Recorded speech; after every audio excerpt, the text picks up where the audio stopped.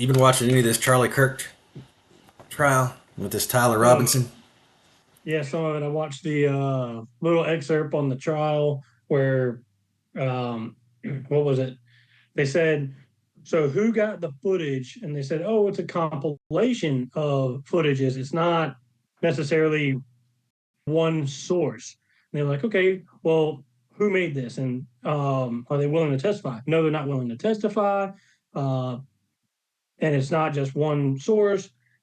But then they said they had got the police officers, the investigators, on the stand and said, "Oh yeah, it, we grabbed the SD card immediately and then turned it over to the police." Well, that's not what happened.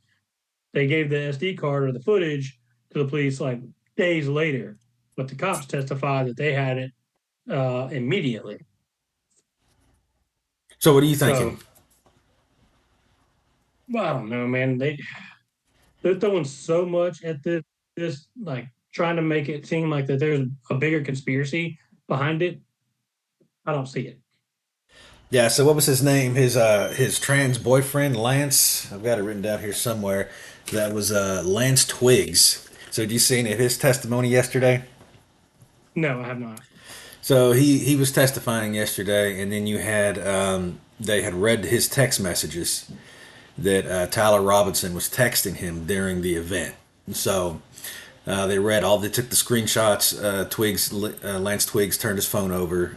They took screenshots of the text messages from Tyler Robinson to Lance Twiggs while the Charlie Kirk thing was going on, while the assassination right after it happened. So he's talking about he's trying to find. He's got the gun hidden. He's got it wrapped in a towel.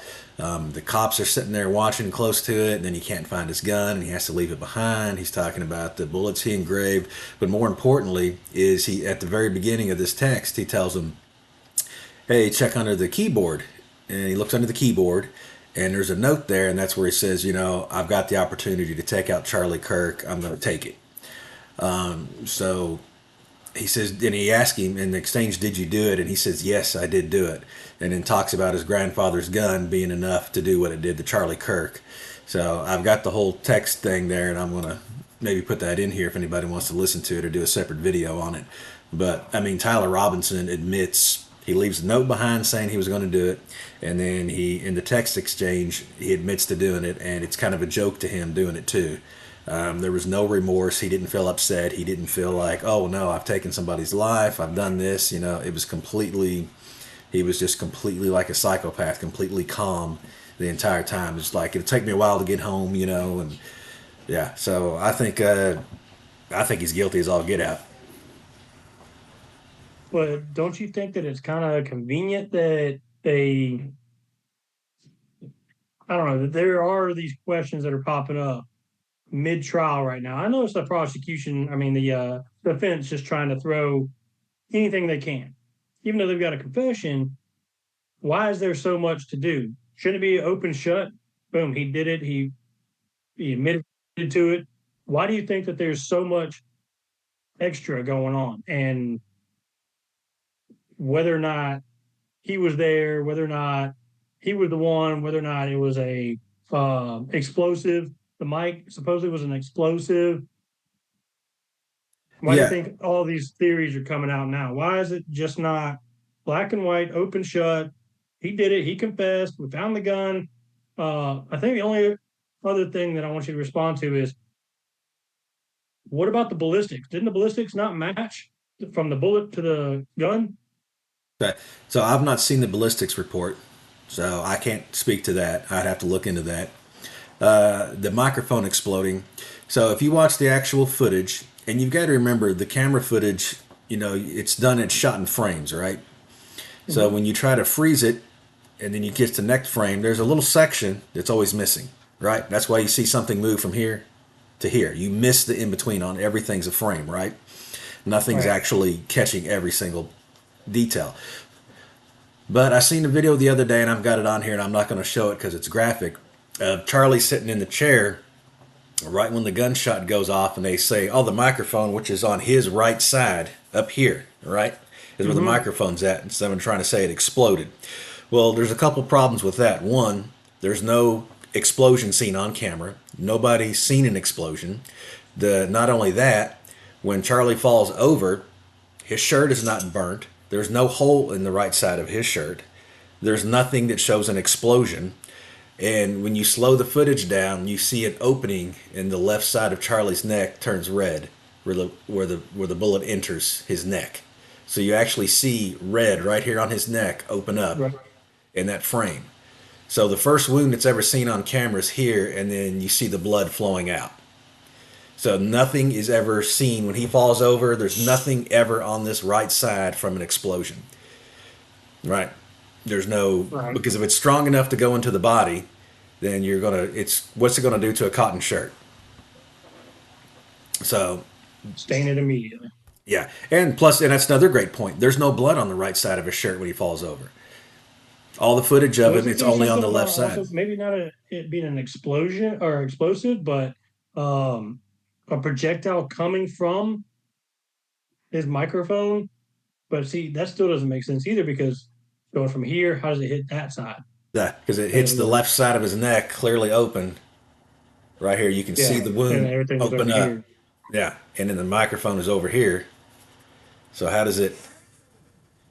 You know, that's some. Yeah. You know, So yeah, I don't understand why they're just making so much other controversy go down with it. Like it's a government conspiracy, and I I'll think you tell. touched on it.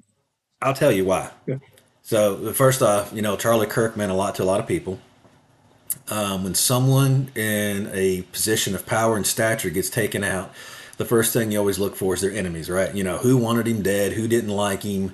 Charlie Kirk had been speaking up against Israel, and there's a lot of people that's anti-Israel now, so they're thinking it's a big conspiracy. It sounds great. You got people like Candace Owen, which is basically a vulture, trying to make money off this the entire time, and everybody who doesn't agree with her and tells a different story, like Frank Turek, she's like, he's a liar, he's making this up. I mean, he was standing right there when it happened. I mean, Yeah. there's nothing to make up. And then they're like, oh, well, there's glass all in the vehicle. What is that from? They're like, oh, it's from his shirt. And I'm going to do a video on that as well. They're like showing pictures of this tempered glass in the vehicle, right? And they're like, look at this. This is where they took his shirt off. And this is all the tempered glass that fell. I don't even know why tempered glass would fall out of a shirt. I mean, we seen him from the stage Well, from tempered this. glass is supposed to not be in shards, essentially. Right. And you look at it, it doesn't look like tempered glass at all. I mean, you know what tempered glass looks like. And we'll show it on here, but it doesn't look like tempered glass at all. They're just saying it's tempered glass. And not only that, what's so funny is they're like, they took his shirt off. That's where Charlie's torso would have been. So this is all the tempered glass that's falling off of him. And they think it's from a microphone, or I don't really know. But the funny thing is, when you're looking at the pictures, you can see blood stained on the seats. You can see blood stained on the side of the seat. But where all that tempered glass is at, you know what there's not? No blood. So if that blood was all over, or if that tempered glass was all over Charlie Kirk, as they're trying Well, to do, there's no blood. there's no Yeah. blood. There's no blood on the supposed tempered, what they're calling tempered glass. There's no blood there. There's no blood in the carpet.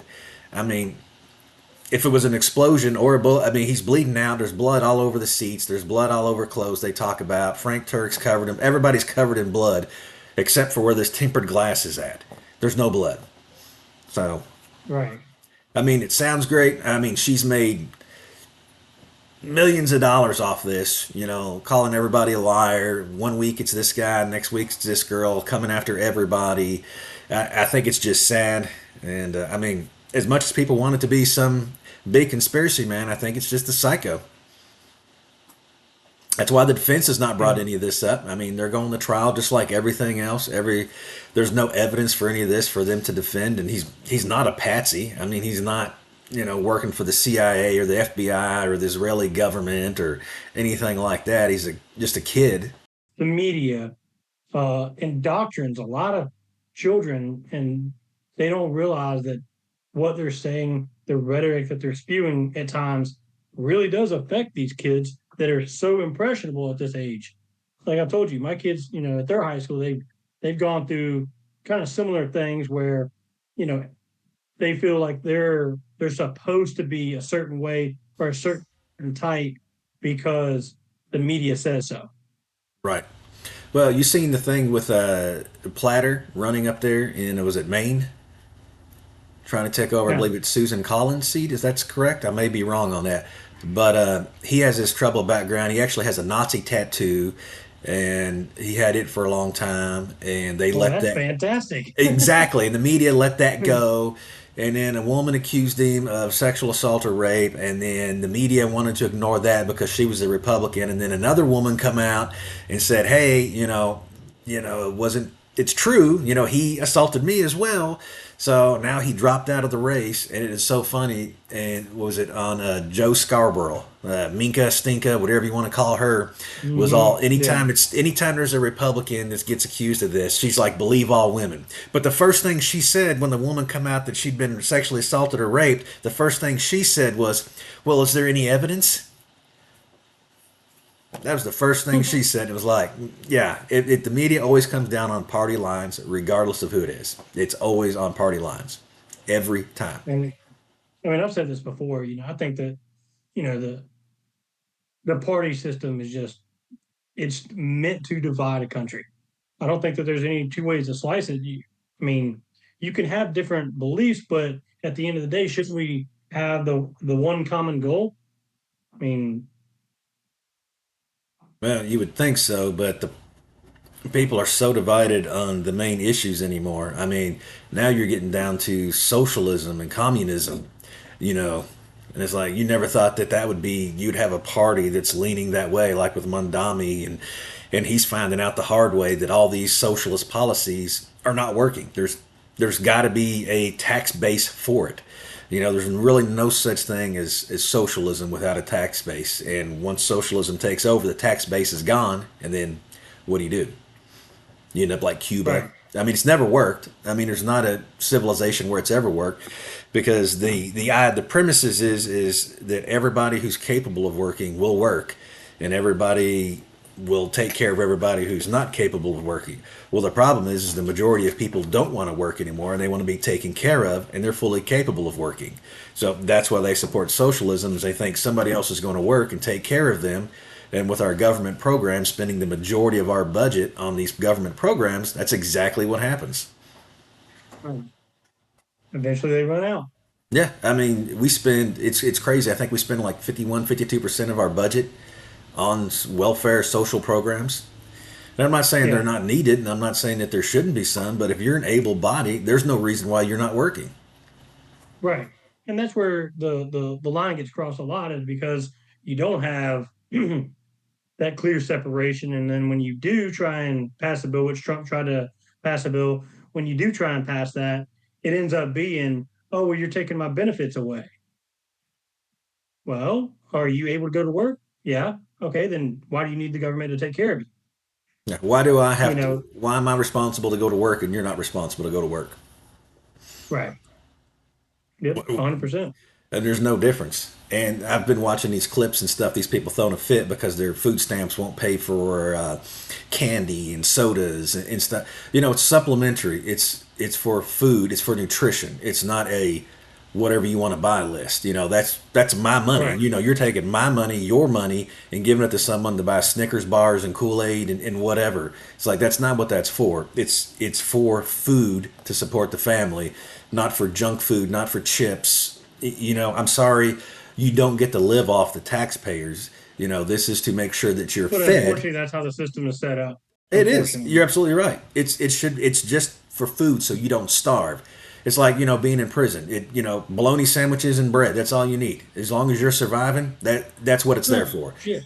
Tell me about your prison stint. Right? No story. Remember, was it Joe? What was his name? Joe Arpaio down there that had the prison that everybody loved. All the inmates. He had the underwear changed to pink, so because the underwear kept getting stolen from the prison, so he had it changed to pink, and everybody quit stealing the underwear. People lived in tents outside. They got like a peanut butter sandwich, I think, that for lunch, breakfast, and dinner. That was all they got, and everybody wanted to be on the chain gang because if you were on the chain gang, then you got to get out of the tent. It was the most uncomfortable, and he's like, "You're not supposed to be comfortable in prison," you know. No. Yeah, so I Yeah. love watching. I think they called it Tent City. Well, so I thought Tent City was what they had out in LA, where it was just the homeless took over. portions of the city. Was that Skid Row? Skid Row. Yeah, no, they Turn had. down the main a little, Skid Row. Yeah, no, they had. No, you're right. You got that whole thing where they cleaned it up for China when China came in. They was able to clean it up and move all the homeless people out. What was Yeah. his name? Was it Joe? I think it was. Let's see. Tent City. Yeah, Joe Arpaio, Tent City. Was a controversial outdoor jail in Maricopa County, Arizona, established by former Sheriff Joe Arpaio in 1993 to address jail overcrowding. It permanently closed on October 27 after its successor, Paul Pinzone, deemed the facility ineffective as a deterrent and overly costly to operate. Huh. It says inmates were, oh, these poor guys. So inmates were housed in military style tents without air conditioning, enduring summer temperatures that could exceed 140 in freezing winter conditions. Oh, bless their hearts. Mhm. And it says, Don't do stupid shit and crimes, and you won't get to live in a tent outside of a jail. said he that he implemented humiliating policies. Inmates were required to wear pink underwear and were fed calorie controlled vegetarian meals and endured chain gangs. While the outdoor prison earned praises from conservative supporters and Opiro himself, human rights groups and critics widely condemned it as inhumane. Oh, bless their hearts. They only killed people and steal and, what about the Right. people they hurt? Yep. Where's their salvation? Yeah. Prisons are not supposed to be comfortable. You're not supposed to want to be there and you're not supposed to want to stay there. Let's talk about the Conor McGregor fight coming up. Have you seen the press conference yet? I have not seen the press conference yet. Did you see that? Was that today? When was that? Uh, yeah. So some of it today. They do the weigh-ins tonight, and then the fight tomorrow. Weren't they having some Um, weigh-ins today already? Probably they usually do them yeah the day before, but I'm not sure exactly what time. I know the presser and everything leading up was last night, and there's thousands of videos circulating about it. So they face off, and Conor McGregor slaps Max Holloway's glasses off his face, and it's actually pretty interesting. And listening to how Conor McGregor talks, so he's found God now. Um, I don't know if he was a believer before or if he's just leaning more into it now.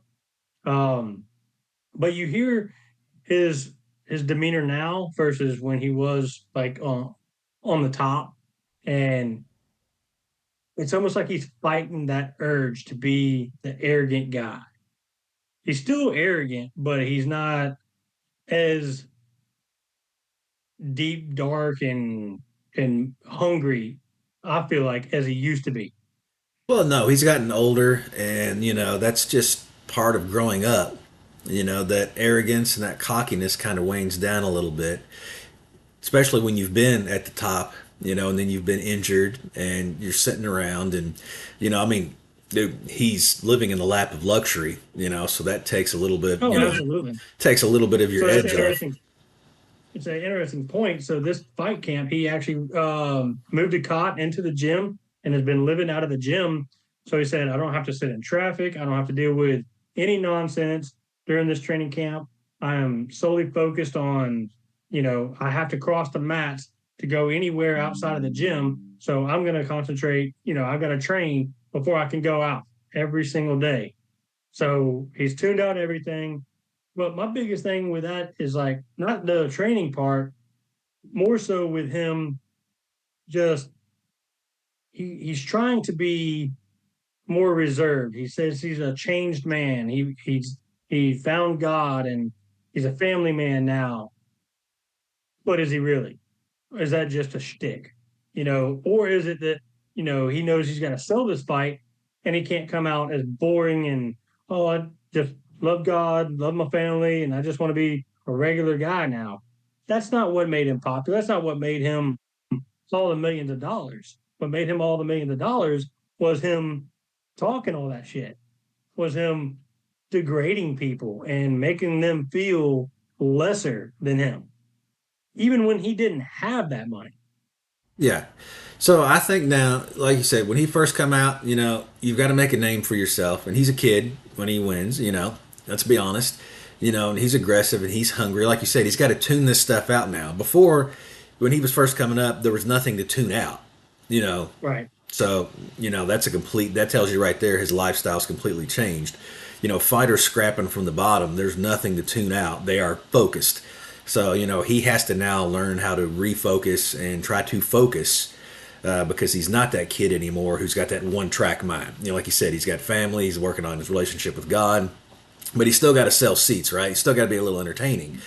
Right. And at the end of the day, it's still Conor McGregor. He's always going to be a smart aleck. He's always going to have his swagger. He's still going to be somewhat of the same person. Still got the same personality. Just because you change and you pull away from doing certain things and don't enjoy doing things anymore, you still got that same personality. So I think we're still going to see that. Right. And it's just a matter of when he gets in that ring, is he going to be able to perform? Is he going to have that aggression? Is he going to have that swagger in the ring once he starts swinging? And that's going to be the question. And that's where a lot of your older fighters, you see them go into the ring and they don't, they really don't have that anymore. Kind of like with the Jake Paul and Mike Tyson fight fiasco. Mike Tyson wanted to fight, but it's just not there. You know. I think he got paid Oh, very absolutely. handsomely. We So all I know don't that think was that there was paid. He stayed away from him. It was all a showboat. But I think in his heart, Mike Tyson still would love to have been able to fight, but he just physically and mentally couldn't do it anymore. right. I mean, one pointed thing that McGregor did say that I thought was interesting was he's like, I don't have anything to prove to anybody. I've been to the top. I know what it is, and all I've got to do is prove it to myself that I can still do it at a high level. That's all I'm here to do. Prove to myself that I can still do this. We're going to take the party to Max Holloway. We're going to do this. I mean, that to me says he's got a pretty clear mindset Oh, of what he wants absolutely. to achieve. Yeah, absolutely. I think it would be to the guys who support Conor McGregor and love Conor McGregor and want to see this fight. I think there's a little bit of nervousness for all of us. I like to see Conor McGregor go out there and just completely just annihilate it and be the classic Conor McGregor. But you've got that Yeah. in the back of your mind. That fear. Does he still have it? Can he still perform? Can he go out there and It's a 5 year layoff. That's a big layoff for a UFC fighter. that's a big You don't layoff just for come any back. fighter. I mean, Yeah. that's a You long don't just time. come back from that and just go, yeah, I'm gonna wax him in 3 seconds. Like, and Max Holloway, I mean, this is one of those fights where it's so hard to pick a fighter because I'm a big Conor McGregor fan, but I'm also a big Max Holloway fan. So it's a hard fight to pick. I mean, I'm all obviously going to go with Conor just for the sheer fact. I mean, everybody wants to see Conor back on top. No different than people want to see Tiger Woods back on top. No matter his indiscretions, people still want to see Tiger back on top. I think the biggest handicap on this for Conor McGregor is the same handicap we see for any older fighter, and that's going to be conditioning. Like you said, he's been off for 5 years now. Conditioning. He was down with that ankle, broken foot. You know, Broken leg. yeah, no conditioning, no running, nothing like that. You know how important conditioning is in these fights, especially if it gets out of the first round. So if Yeah. he is not in well condition, then it goes out of the first round. It's going to show, and then I think it's going to be very bad for Conor Well, McGregor. it just depends on how his training camp went, right? So, when you get back into the UFC, in order for you to be able to compete, you have to be in the USDA drug testing pool for I think 6 months. Hmm. So you've got to be in that pool for at least 6 months. Well, that he's been training, right? Now, what fight he's training for, what he's actually training for, if he's just staying in shape, not really training for a UFC fight, but just staying in shape. It took him a year or so to get back in the swing of things, maybe a year and a half. And then he was back training. I'm sure of it, right? And then he knows if he gets back in that pool, that training camp, he's got to be, 100% training for a UFC fight. So I would say he's probably been training for this fight well over a year, if not more. Yeah, but it's still going to come down to the conditioning. I think it's going to be if it goes out of the first, that will be the first thing to go if he's not well conditioned, because there's a difference between getting on the treadmill and rolling around the ring with somebody. If he's Right. not conditioned to that extent for a complete full body press like that, it will show. Just like when we watch Jake Paul and Mike Tyson. We saw Tyson training, and man, his training looked spot on. I mean, he Right. looked like he was going to be dangerous. And dude, he didn't make it 2-3 minutes, and he was completely exhausted. So that's just part of getting older too. I Yeah, mean, maybe he can the run. same could be said for Holloway, though, right? Yeah, Did Holloway treat his training camp appropriately? exactly, and we may see that with Holloway. But I think Conor McGregor, there's a lot more eyes on him because of the injuries and because of his last few fights he had before this happened. I think the onus is more on Conor McGregor to come out and perform. I think that, Yeah. Max Holloway, win or lose, is not going to walk away looking bad. I think if Conor McGregor loses, it's going to look bad for Conor McGregor. If Max Holloway Yeah. loses, everybody's going to say, well, it's Conor McGregor. McGregor came in shape. He came in ready. He had a game plan. This is classic Conor Yeah. McGregor. This is, no one is going to If trash Max McGregor Holloway loses, for it's going to losing. be he's washed. He's Yeah. done. Yeah. So this is the pressure is really on Conor McGregor, not Max Holloway. Max Holloway's just got to show up and do Max Holloway. Conor McGregor Yeah. has a lot more riding on the line here than Max Holloway. Let's look at the tail of the tape. It's actually pretty well even. McGregor 5'9", Holloway 5'11", both 170, age 37, 34. McGregor the elder. Reach, McGregor's got a 5-inch reach advantage. Um, Other than that, I mean they're pretty well matched. Yeah. Fighting styles, weight wise, I know they've both been lightweights, but they're Yeah. fighting at a welterweight weight this fight. And And then that we've got happens and that happens as the fighters get older, they put on more muscle, they get a little slower and they get, a little more power, especially in their 30s now. So they're probably close to their prime strength. And they're probably going to start losing conditioning. It's just going to be a matter, and those couple years difference can make a big difference depending on how the fighter ages. But like you said, with Conor McGregor being off and Max Holloway not being off, I mean that could be an advantage for McGregor. I mean, it's just there's so many different ways you can cut this cake, and we won't know until after the fight how this is going to shake out. so so I don't know if it's a good thing or a bad thing of what he said. He said, so of all of my opponents that I fought, they're all out of the UFC except for one, Max Holloway. He goes, and I intend to eliminate Max Holloway out of the UFC like all the rest of my opponents. But then the flip side of that coin is, yeah, all your opponents are out because y'all all aged out, and which he should have been aged out by this point too. So he talks about getting a triple crown. He won the featherweight, lightweight, and I guess he's shooting for a welterweight belt. Who knows? But to make a run at 37, that's a hard task to overcome. Yeah, and that reminds me of the Tyson Fury. Mm-hmm. I mean, the dude is. What's the tale of the tape on Tyson Fury? Have you seen his numbers? Oh yeah. Um, Hold on, I want to pull up the welterweight rankings right now just to see who Conor McGregor would have to go through. So Islam Makhachev is a champion. Carlos Prates is the number one. Then Ian Machado Gary, who's a fellow Irishman of McGregor. Michael Morales, Jake Della Maddalena, and Sean Brady. That's the top five. So does he get a top five component or opponent, right off if he does beat Holloway, which Holloway's not even in the welterweight rankings, he's in the lightweight. So where does he start? Maybe a Bilal Muhammad at 7 or a Leon Edwards at 8 if he's going for that triple crown. I mean, he's got a he's got a long list of guys, and Makachev is, a understudy. The champion of the welterweight division is an understudy and has uh, Khabib Nurmagomedov in his corner who was the guy that pretty much beat the hell out of McGregor. Yeah, there's a Pretty lot of tough. good guys. There's a lot of good guys to go through. There's a lot of good guys who are not going to be that are not championship level, but they're they're no slouch either. I mean, you've got a lot of top 10 guys that you've got to prove you're better than to get your shot.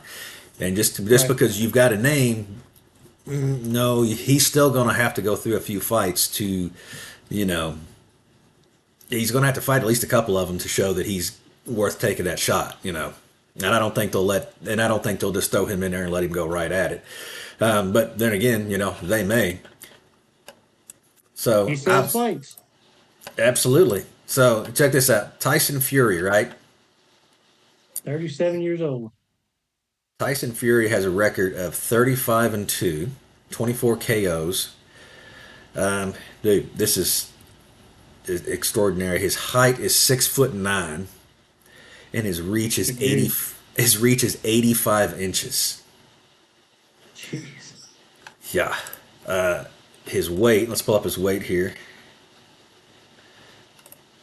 Of course, his heavyweight weight class. Usually between 250 to 282, depending on his training camp plan. 250 to 282. So if you go back to Mike Tyson was 5'10". His reach was 71 inches. So I mean, dude, you are talking about a substantial 71 to 85 inch. You're talking about like 15-inch reach difference, man. That's Yeah. that is substantial. Well, you've seen that with Tyson when he fought Holyfield. But Right. yeah, and let's see, Mike Tyson's weight was 228 pounds. Let's see, fighting weight was 215 to 220. So he was very stout because Mike Tyson was in shape, son. So Yeah. yeah. So I mean, him and Tyson Fury, there's a big weight difference, but from 6'9", I mean, that's a yeah. I mean, you sit back and look at all these fighters, man. Could you imagine putting some of these fighters together in the ring today? No. I mean, so back in the days of me watching boxing, it was Tyson, and then it was Lennox Lewis, and Evander Holyfield. Uh, George Foreman, don't George forget him Foreman was with the grill. what? Don't forget George Foreman in the grill, man. He was a little bit before my time though, so I didn't really watch a whole lot of his fights. It was always Tyson, right? Everybody was buying the pay-per-views for Tyson. I think George Foreman is one of the greatest fighters of all. When he fought Muhammad Ali in the rope a dope. I mean, they talk about Muhammad Ali's speech was slowed after that fight. That's how bad George Foreman beat him. He beat Huh. that man to death. It would never go that far today. No, Yeah. So Ali, what they well, call the rope a dope. unless it was on the White House lawn, they weren't stopping any of those fights. Yeah, but they said his speech actually slowed down after that fight. That's how bad he was I beaten. can, I can believe it, So 100%. yeah, and I'm sure them, bare knuckle fights back in the day and them older fighters, man. I mean, yeah, it's a completely different era, and you always like to think, what if you put this fighter together? Who's the best? But I mean, honestly, if you look at him now, where we're at with Tyson Fury, I don't think there's many fighters that could hold up to Tyson Fury. Simply, there's probably some fighters from the 20s and 30s. I believe there were some pretty big guys back then. Those would be the Hmm. ones that I would think would be able to. But in modern terms, I mean, his stature and his training is just. I don't think that maybe Evander Holyfield or George Foreman would be the closest one, but I don't see a Lennox Lewis or a Mike Tyson because of their stature being able to hold a candle to someone that's 6'9" like that. That's just Well, I mean, dangerous. Deontay Wilder, right? Everybody thought, and what's the tail of tape on him? I mean, he was the touted as the next great thing, right? But he got dismantled by Tyson Fury. I want to see what his Tyson Fury's he's as six the seven. yeah. I mean, so that's a 45 wins, 43 by knockout, 4 losses and 1 draw. I mean, that's dude. 83-inch reach. I mean, that's a dangerous man right there. That is, I mean, Yeah, he's I perfectly watched an matched interview with. to take Tyson Fury on. I mean, that's who he has to fight. I mean, you're fighting guys Well, that's got a 15-inch Tyson reach Fury just under you. dismantled him. That's when they came out and said that the wrist part of his glove, like his glove was too far up, so that he was hitting Wilder with his fist or with his wrist, like almost open ended, Right. hitting him in the side of the head. Like, come on, guys, he got his ass whooped. Let's just call it what it was. Yeah. I mean, it's what rematch is for, right? I Mm-hmm. mean, them gloves are checked. I mean, Tyson Fury's not a dirty fighter. He's not. No, I I don't think mean, he's had any like investigations or anything like that into his. no, I don't think he's a dirty fighter. I don't think it was a dirty fight. I've not heard that it was a dirty fight. Everybody complains when they lose. So, I mean, Naturally, right? yeah, let's have a It rematch. sucks. It sucks losing. Yeah. I mean, and at that level, I mean, them gloves are checked before, during, and after. I mean, it's not a, yeah. Right. So, I looked up earlier with the American Film Institute all time top movie quotes, right? And I got the top five Oh down here. boy. I got the top five written down here, okay? So, some of these I'll agree with, but most of them I don't. Okay. Here's Looking at You, Kid. Casablanca, 1942. We've all kind of heard that. Number four is Toto. I have a feeling we're not in Kansas anymore. The Wizard of Oz, 1939. I'll give that one being, I'm not a Wizard of Oz fan by any means, but I'll go with that. Number three, I don't agree with at all. You don't understand. I could have had class. I could have been a contender. I could have been somebody instead of a bum, which is what I am, on the waterfront, 1954. I don't know if that's a famous movie quote or a famous movie paragraph. I mean, nobody walks around Yeah, quoting that. I think it's way too long to be, number two, I'm going to make him an offer he can't refuse. The Godfather, 1972. That's still used today. Frankly, my dear, I don't give a damn. Gone with the Wind, 1939. So I'll go with the Gone with the Wind and the Godfather and the Wizard of Oz. Do you agree with that I'll list, go or? with Gone with the Wind, Godfather for sure, and Wizard of Oz. The other two for me, nah, they're just not as mainstream and as referenced as much as they could be. Right, and I I mean, think, when we think of movie quotes, we think of something that we stumble upon, like you and I, or you and our colleagues, or you're in the grocery store talking to a complete stranger, and you bring up a quote, they instantly know what that is. yeah, If I say something from Casablanca, everybody's gonna look at you going, "The hell?" You may have some obscure people go, "Oh, I know exactly what you're talking about there," but more than likely not. yeah, no, I think you're right. The Casablanca, I don't think society much knows that one anymore. I think Gone with the Wind, a lot of people still know that one. The Godfather, of course, and like you said, Toto, from The Wizard of Oz. Absolutely, everybody knows that one because it's still a very popular movie today. So I had just looked at, some of the AI overview, of course, So from the 2000s, and tell me what you think of this. So it says action and sci-fi. Why so serious? The Dark Knight.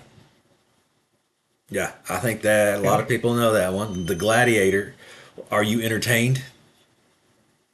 Are you not entertained? Exactly. With great power comes great responsibility. Spider-Man. Okay. Nah, I don't think that one should be on there. I mean, that's been in the comic books, and that's just because the movie was made in 2002 doesn't make it a 2000 quote. I mean, there was lots of Right. Spider-Man movies and shows before that. You shall not pass. Lord of the Rings, The Fellowship of the Ring. I'll go with that. I got that. Yeah. Let's see, comedy. Stop trying to make fetch happen. It's not going to happen. Mean Girls. Missed me with that one. Yeah, never seen it. This one here, I will agree with, and I think is one of the greatest comedy lines. That there's a lot of them, but I think everyone has to agree when they hear this how great this line was. I have nipples, Greg. Could you milk me? The Talkers. Meet the Talkers. Meet the parents, yeah.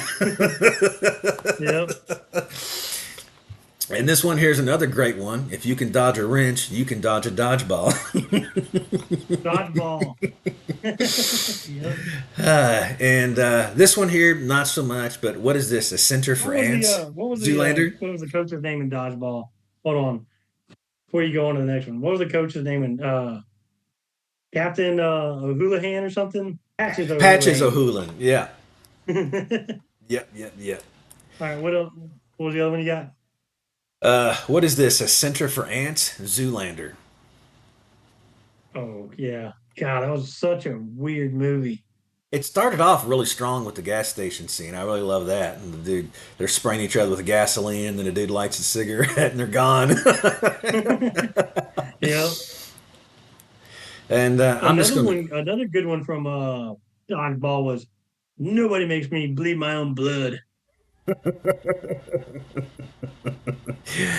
Oh, was that average? Remember Average Joe's? That was the gym, yeah. Average Yeah. Joe's.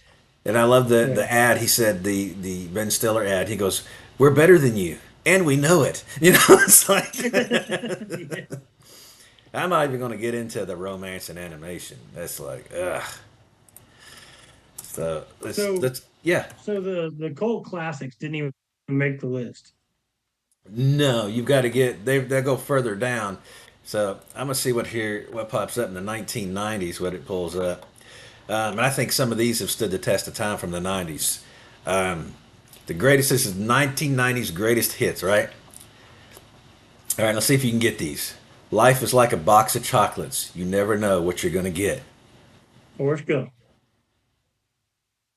You take the red pill, you stay in Wonderland, and I show you how deep the rabbit hole goes. Matrix, Hasta la vista, baby. Terminator, Uh, you're not going to get this one. Ugh, has if. no. Clueless. I'd have been disappointed if you'd got that one. Ah, ah. I knew Yeah. it was something like that, but I was like, I don't know. I was thinking too new. Ooh, this one you got to be in the right frame of mind. I may have to give you a clue on this one. I'm having an old friend for dinner. For dinner. There's got to be some cannibalism stuff. Uh huh. The top cannibalism movie of all time. Hannibal. Silence of the Lambs. Yep, Yeah. 1991.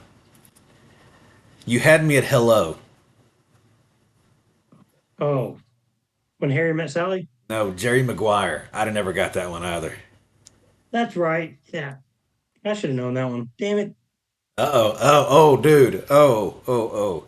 Excuse me. You, I believe you have my stapler. Oh, shit. Office Space. Yeah. Toy To infinity and beyond. To infinity and beyond. Story. And of course, you're killing me, Smalls. Sandlot. Yeah. Famous movie quotes from the 80s. You might get me on this one. And this one here, I think this one should be in the top 10 of all time, the very first one, because I think everybody knows this one. I'll be back. Terminator, right? Yeah. It wasn't a trick question. It wasn't. I was like, wait, we already had this one. Exactly. Well, it was Hasta la Vista from Terminator 2, but this one Yeah. was the I'll be back. And I seen that you was like, is this a trick question? It's like, no, it is. It's still the Yeah. Terminator.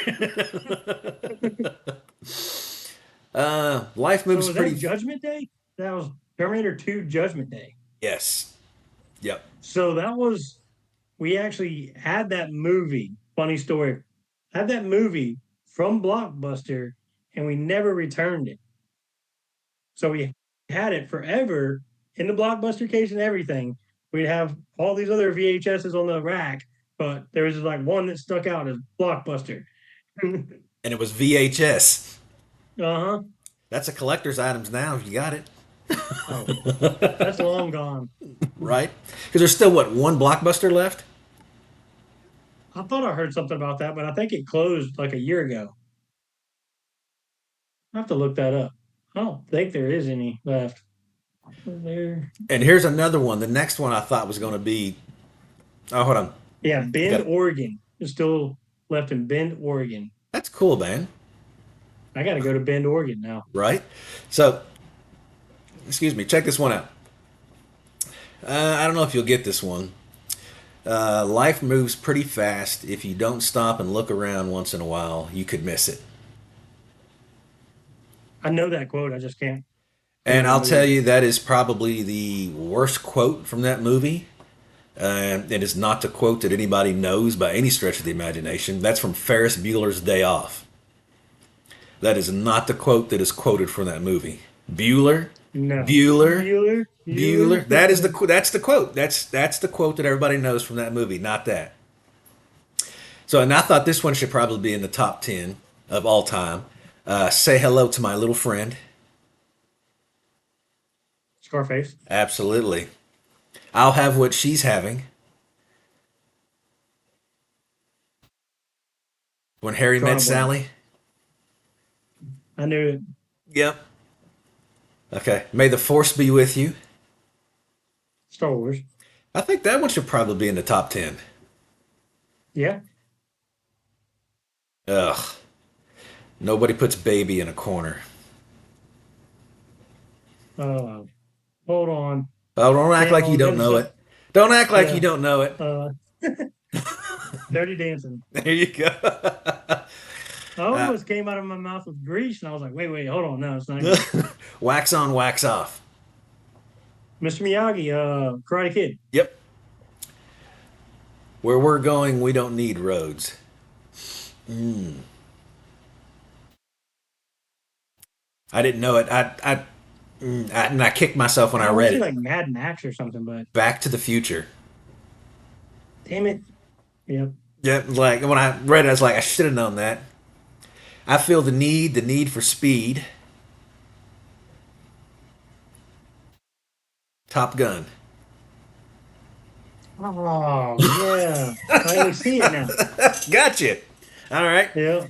This one here, I've heard it, but I didn't realize what it was from. Be afraid. Be very afraid. I want to say like, so is there a genre to this or just These are just the top quotes they said from the 80s. Memories. God, it sounds like Home Alone. The Fly. Huh. Okay. And the last one, and this, this one it's got to be in the top. There's so many good ones here, but this has got to be in the top 10, top 15, top 22. No, I'm your father. Everybody always says, Damn it. Luke, I'm your father, but it's Star Wars. The Emperor Strikes Back. The Empire Well, I was gonna Strikes Back. say because that's a common misconception, and I've heard that before, but I still think it's Luke, I'm your father. Right. I That's what mean, I was that's going to what say. everybody just keeps in their mind. Yeah, that's what I was going to say. That one's a little. I mean, if you would have done it with a no, I'm your father, Okay. You not want to do? Jamaican style, but All right. Let's try 70s. You ready? Think you can get these? why not? You'd be surprised. I'm going to make him an offer he can't refuse. Did we already do this one? Well, it's on the list here. Yeah, it was on that. Godfather. Yep. Yeah. These are from the 70s. So The Yeah. Godfather was 1972. You're going to need a bigger boat. Oh shit. I use this reference and oh, I'm gonna draw a blank. Damn it, got me. Jaws. Why? And again, this one pops up again. May the force be with you. We all know Star Star Wars. Wars. Yeah. Yeah. I love the smell of napalm in the morning.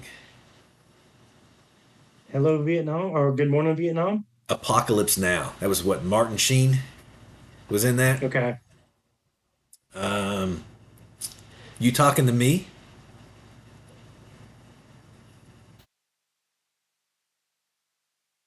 Is that Rocky?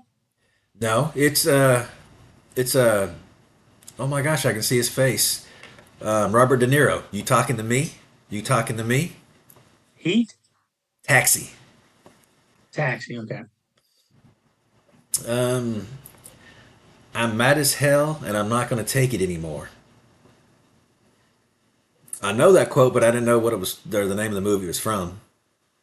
I don't know What you if I've got? ever seen it. The Network, 1976. I don't think I've seen that. Is that a Tom Clancy? Uh, No, they redid it with Sandra Bullock. oh, It was you're called the talking Net, not the Net. Network. Yeah. Yeah. All right. So you got to know this one. Do I feel lucky, punk? Well, do you, punk? Dirty Harry. Yep, absolutely. So that was definitely before our time in the 70s. Yeah. Yeah, that was oh my goodness. Okay, let's do the 60s real quick. All right.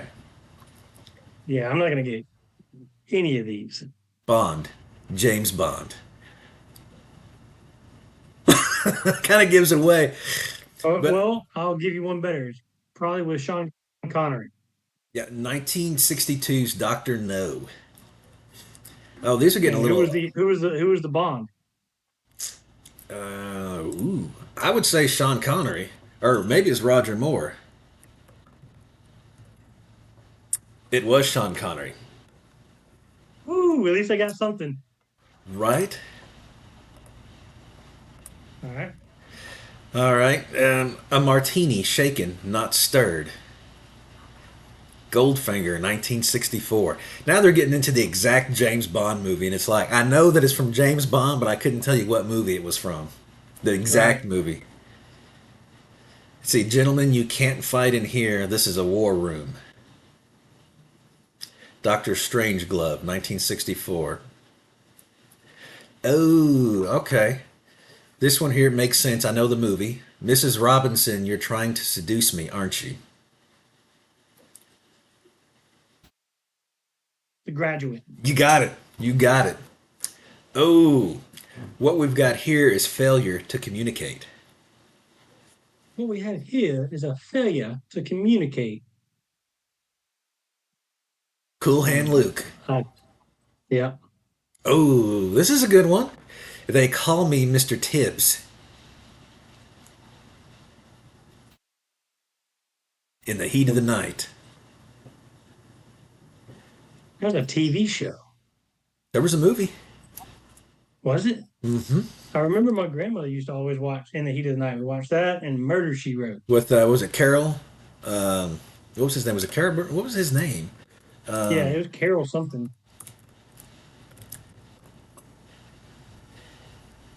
There it is. Drama series. That was Carol O'Connor. Yeah. And the Bill last, Gillespie. yep. And the last one, and maybe the name here will give it away. Open the pod bay doors. Hell,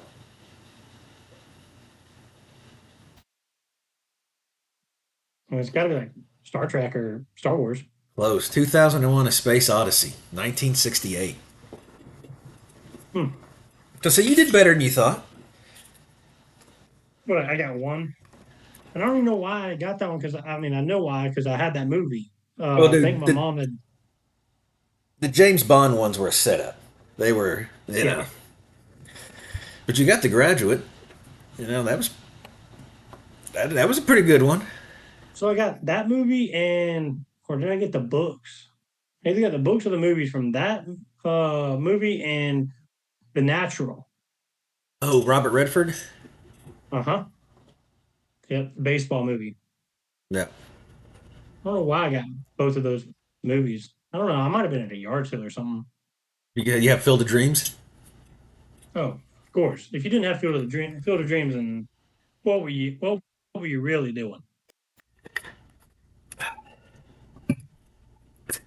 I think it's pretty cool that they brought that back into a real life thing with MLB players. You know, they built out that whole field out in like Nebraska or something. Did you see that? Yeah. Have you seen Yeah, the? they've Speaking done of that, like two or three games where they've done it. And all the players come out of the cornfields onto the actual field. It's actually really cool. Have you seen the new bat rules for high school? No, what is it? So, beginning in 2028 season, high school baseball will permit lighter bats, allowing a -4, -5, and a -6 drop weight options in addition to traditional -3 Minus BBCOR three. bats. Yeah, when I was playing, it was always drop three. Yeah, so you can go to a drop 6 weight now. That's bullshit. I mean, They're saying that, here, here's the reality of it though, man, is we're so focused, like the statcast and the analytics now, they're so focused on bat speed, right? And the ball speed off the bat. Those are what the kids' metrics are, what they're looking at when they're trying to draft them, looking at them as a prospect. But here's the reality. The faster it comes off that bat, the faster the kids have to react. And dude, I played pitcher, shortstop, second base. I was an infielder and a pitcher. And the reaction time you have to have with those metal bats, it's unreal. With a drop three, it would kind of even the playing field. You drop six, now those kids can swing it probably 4 or 5, maybe 7, 8 miles an hour faster. Like, mm, I this, don't, so, I don't know if I like that. so the quote off of Fox News was basically in the name of inclusivity. USA Baseball has now put a lighter bat in the hands of a 220-pound, five-tool prospect who can already tear the cover off the ball as it is. Yeah, Dude, and I'm not a big, played baseball for 1 year. It's just not my thing. I mm, like baseball. We'll do the softball for church and stuff like that. And, everybody's hitting it. And then one guy pulls a bat out and he's like, here, hit it with this. And, dude, just changing that bat yeah. completely changes. I mean, you go from, hitting it infield to completely clearing the fence for an average Joe. And it's like, holy Now, smokes. so I played church league softball. Well, I played baseball all through school, right? And then we played church league softball as well, just as kind of like a weekend thing, right? Well, as soon as I got out of college and everything, I joined the men's league softball, and I was playing 7 days a week. Well, 6 days with if that tournament on the weekend went over into Sunday, I'd play pretty much 7 days a week. I was all about it, and they would sub me into sometimes like I'd just be at the ball field and they'd go, "Hey, don't play this unlimited league, unlimited home runs. Why do you have me out here? There's no point in having me out here. I can't hit a home run." But these guys, I mean, they would just sit there and jack it. I'm like, you'll see the pitchers wear the face mask, like a full catcher's face mask now, and they'll pitch it and they'll immediately back up because those guys are hitting it, 104 off the bat. So they're saying that because of these bats share the same wood-like performance standard, they pose no increased risk of dangerous high-velocity hits. They don't use wood bats for a reason, so they can control the speed of the ball. That's why they don't have them in high school. That's why they use these bats because they can predict the performance of these guys. And it says the new lighter bats were specifically introduced to reduce the risk of arm and shoulder injuries in younger, smaller athletes who often develop mechanical flaws when forced to swing heavier bats too early. No, you hit the you hit the weight room. You hit the weight room and focus on your mechanics. Same thing with pitching. Everybody wants to throw a curveball, wants to throw a split finger, wants to throw a two seamer, but they don't have the right arm mechanics. Our buddy Avery, he's a big example of that. He had two Yeah. arm surgery or elbow surgeries before he ever got out of high school. Yep. It there's inherent risk either way, and it's going to happen. I mean, this is going to increase. So you're telling me that these kids, because they're smaller athletes who develop mechanical flaws when forced to swing heavier bats too early. So now you're giving them a lighter bat that they can swing faster now, when you've already said they don't have the body structure to handle it. So you're going to give them something that they can handle it and more likely to impact that ball and create more of an injury. And now you've got, I think it's going to take the fun out of the game because it's going to be like watching Major League Baseball now. It's just going to be home runs. And I mean, you take these kids who have Hmm. trained on these bats, and now they're doing All pretty right, here we go. daggone good. I got one for you. Chicks Dig the Long Ball. What was that from? Six dig a long ball. It's not a movie. It's not a TV show. Not a movie and it's not a TV show. Um, I don't know. It's a commercial. Braves Greg Maddux and I think John Smoltz were sitting in Mm. the dugout talking about. I think that was it. Don't quote me on that, but I think that was it. But yeah, the Chicks Dig the Long Ball. One of my favorite sports commercials was Troy Aikman.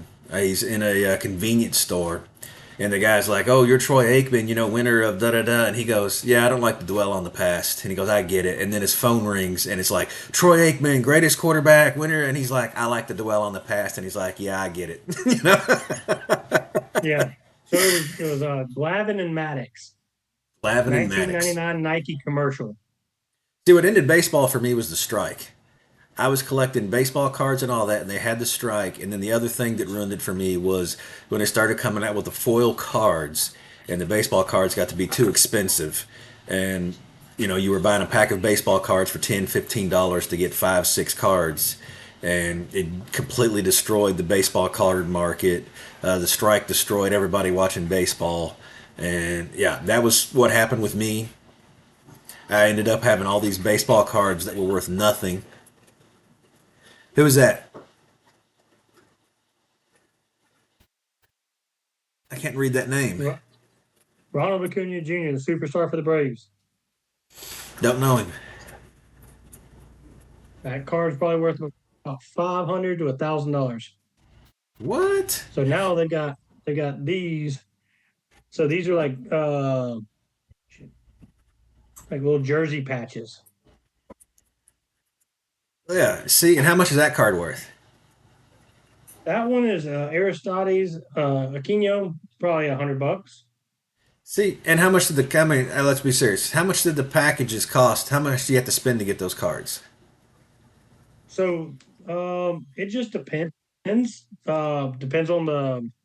You're right. They only put like 5 or 6 in the pack now, and but you buy a box, 5 packs, 5 cards in it, so 25 cards. You're probably spending $30. Yeah, man. Remember buying the packs of tops cards? Well, see, that was the crazy part, right? Was the back in the '90s they mass produced them, the tops, and they just became essentially unvaluable. Unlike that, Yeah, but the thing was, is everyone had access to can you read baseball. that one? Nolan Ryan. Yeah, absolutely. Everybody had the Nolan Ryan cards. I mean, but the thing was, it made baseball accessible to everybody. Every kid could get their Right. favorite player, their favorite team. They could collect them. Now they can't do that. So so when the baseball TV's off, you know, the kids aren't thinking about baseball because they're not collecting cards anymore. And not only that, dude, how many games do These they are play? How many games do they play a year now? can you see the foil, the reflection on that one? Yeah, I see that. Like that's what they put out now mostly. But yeah, I mean, it was fun for us collecting it because you would collect your favorite player and what have you. Like I bought, I think, over 2,000 cards for $5 at a garage sale. So the wax packs usually contain 15 cards. Rack packs contain 42 cards or more. And the base sets were slightly smaller, consisting of 726 cards, with the flagship tops card set contained exactly 792 cards per set. That was in the 80s. So I wonder how many games did they play in the 80s? Oh, was it only like the 92 or something like that? So in the 80s they played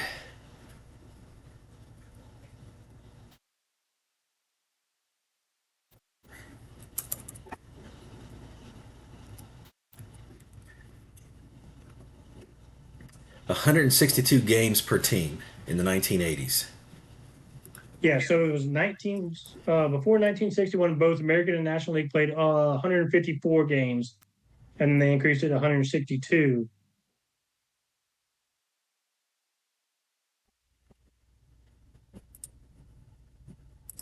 So today, 162.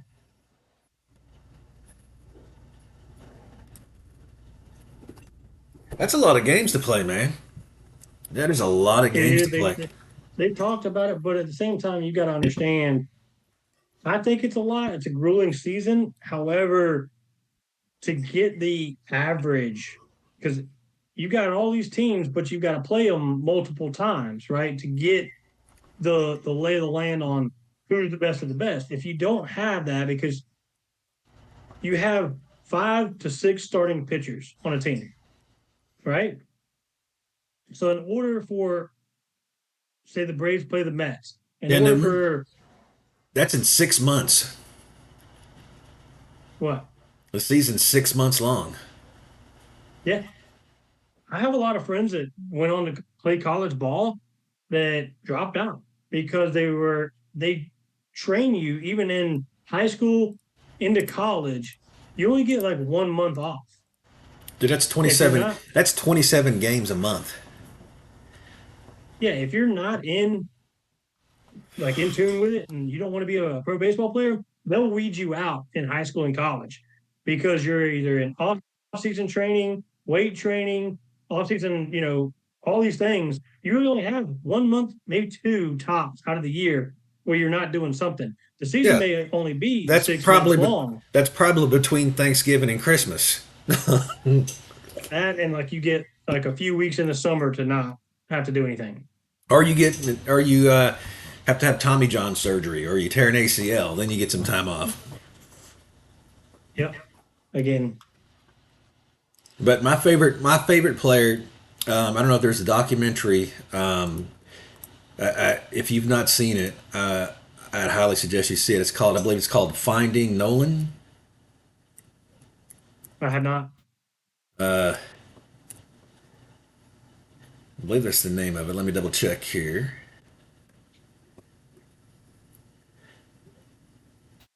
Let me pull this up. I think I got.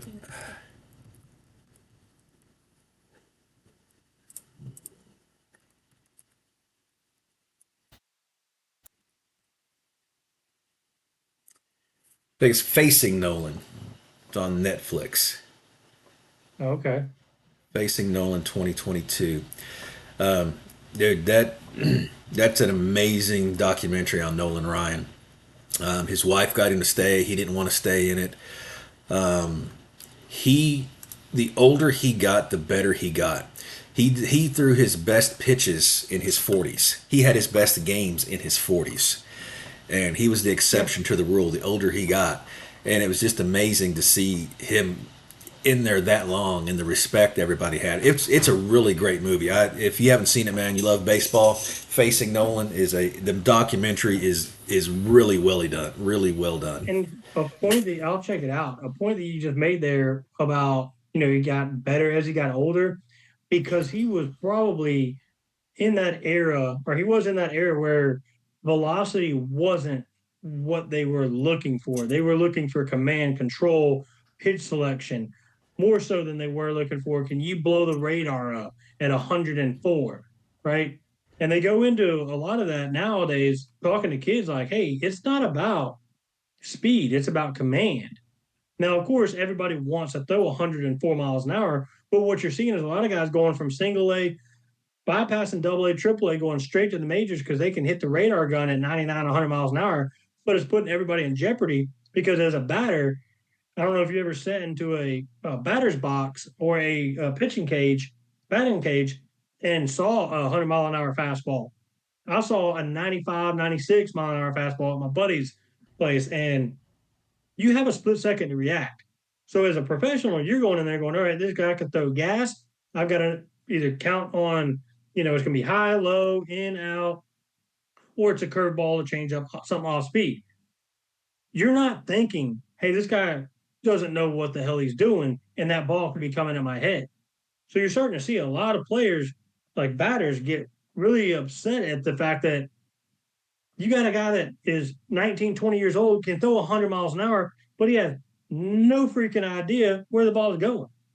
So So check you're this up there out. like, hey, it might be middle, it might be in my head. You can't bat like that. This is pretty cool. So Nolan Ryan's official fastest record pitch was clocked at 100.9 miles per hour on September 7th, 1974. Okay. However, because pitch speeds during his era were measured as the ball crossed home plate rather than when it left the pitcher's hand. Modern physicists estimate his release point velocity would have reached up to 108 miles an hour. Dang. So his balls were measured at a completely different place than they measure them today. And I know it sounded weird to say, but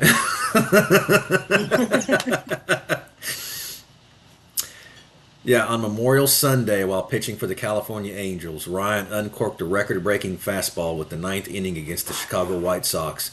At the time, it set the Guinness World Record for officially recorded pitch in baseball history.